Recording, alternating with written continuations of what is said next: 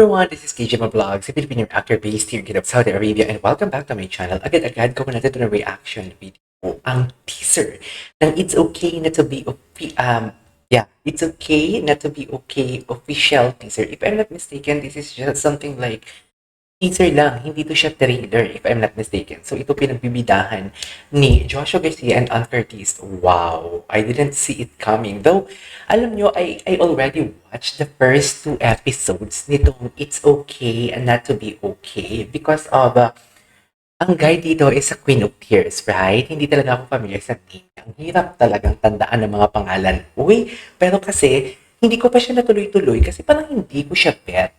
It's something like napaka-dry ng execution. Kasi after ng Queen of Tears, yun yung pinanood ko. So parang alam mo yung nag-set na kasi talaga ng bars, ang Queen of Tears. Tapos sunod to, itong It's Okay Not to Be Okay. Pero titignan natin, since may ano naman ako, since curious talaga ako kung may idea ako kung ang nangyayari dito sa first 2 episodes lang naman. It's just like, nurse ang lalaki dito. Diba? Tapos, if I'm not mistaken, si Joshua din dito, nurse. So, papanoorin natin to. And then, disclaimer lang guys, sa first video natin, marami talagang mga pauses tayo. But rest assured na papanoorin ulit natin ang video na walang pauses and everything. So, sa Korean ba na It's Okay Not to Be Okay, may mga naganap din ba mga kissing scene? Kasi kung may kissing scene talaga, kagabi kasi alam ko na may ilalabas na trailer doon sa Christmas special nila, pinalabas nila to. Tapos ang alam ko, may ilalabas talaga sila together with Kim Pao na trailer, na teaser din. So parang ako, habang naliligo ako kanina, iniisip ko talaga na parang ano to, kung may kissing scene to, si Joshua and Ann, magkikiss, indeed, mukbang king na talaga ng Pilipinas si Joshua. Kasi parang halos lahat na kiss niya. Charis. Si Jody Santa Maria, hindi niya nga pinalagpas, di ba? Sa ano na yun? Sa Unbreak My Heart. Right? Sa Unbreak My Heart. So, yeah, I won't take any longer agad-agad. Gawa natin ito ng reaction video. Without further ado, let's start this.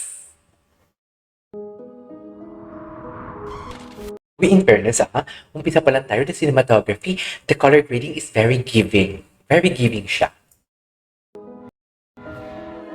Oo nga pala, ito. This is Ann Curtis. So, ang ganda ni Ann Curtis. Parang magka-age lang sila ni Joshua Garcia. Parang hindi mo halata na malaki ang age gap. Pero wait lang. Yeah, I know, magko-comment kayo na panoorin mo muna kasi yung Korean, yung K-drama or yung Korean version ng It's Okay Not to Be Okay.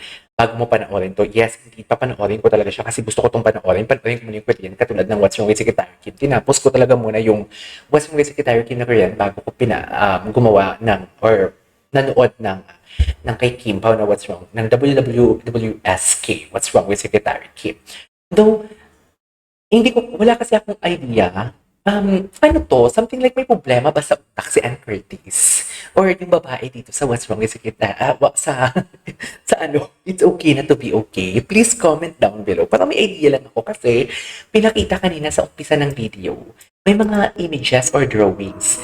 And then, if I'm not mistaken, naabutan ko to. Tapos may mga nagsaksakan pa yung kamay, gano'n. Naabutan ko din yun. Na parang may may play, tapos may batang kinuha, tapos sa likod ng play or something like may program sa likod ng stage, nagsaksakan ng kamay. Parang yun yung natatandaan ko. So, I just wanna know kung may problema ba dito sa utak ang babae or what. Please comment down below. Ganda ni Ann. You've been waiting for this. I wanna be a pretty. Ayan. Ito yung natatandaan ko. Diba? The way si Ann, the way ang babae dito hindi ko alam kung anak niya yan, excuse me. Hindi ko alam kung anak niya yan, pero the way mag-treat si Ann dito, parang something like may problem. No? Yung boses niya. Wanna be Oo, tapos si Ann ata dito parang author. a pretty witch. Mangilon nun, Pesa. Mangilon nun, ha? Ay, who's that guy? Carlo! Andito din pala si Carlo Aquino. Okay. Ayoko magpalupat. Palupat. Ito si Joshua. Ayun, ito. Ito yung natatandaan ko. Itong scene na to natandaan ko na napanood ko dito Actually. So, basically, Actually, hindi naman talaga dapat magkakalayo kasi nga, how do I say this? Magkakaano sila. Mag, Filipino version lang talaga siya.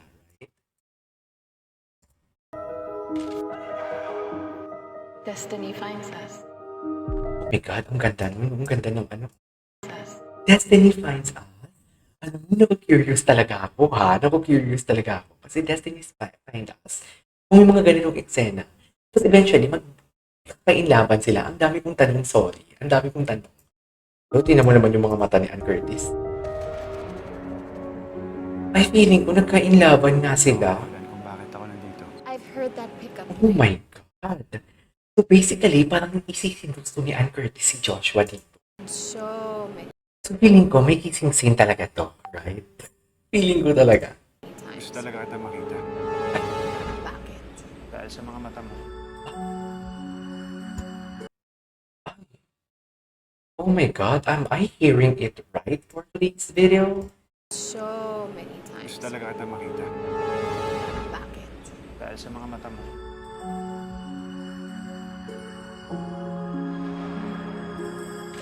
Ang mata. It's okay to not be okay. It's okay not to be, it's okay to be okay. At sabi ko kanina, it's okay to not be okay. Okay, panoorin ulit natin without pauses. Ang ganda ng cinematography, ah.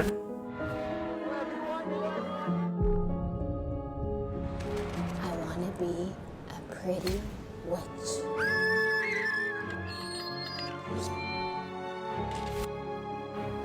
Ano ba yung relationship dito kay Joshua Garcia? At kay Carlo Aquino? I forgot. Destiny finds us.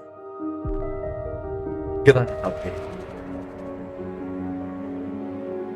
Ikaw. The mukbang King Chares. I've heard that pickup line Diyos. so many times. Gusto talaga kita makita. Bakit? Dahil sa mga mata mo. Tapos na po si Ann. At diba, ang rupok. Ang rupok for today's video. It's okay to not be okay. It has to be okay.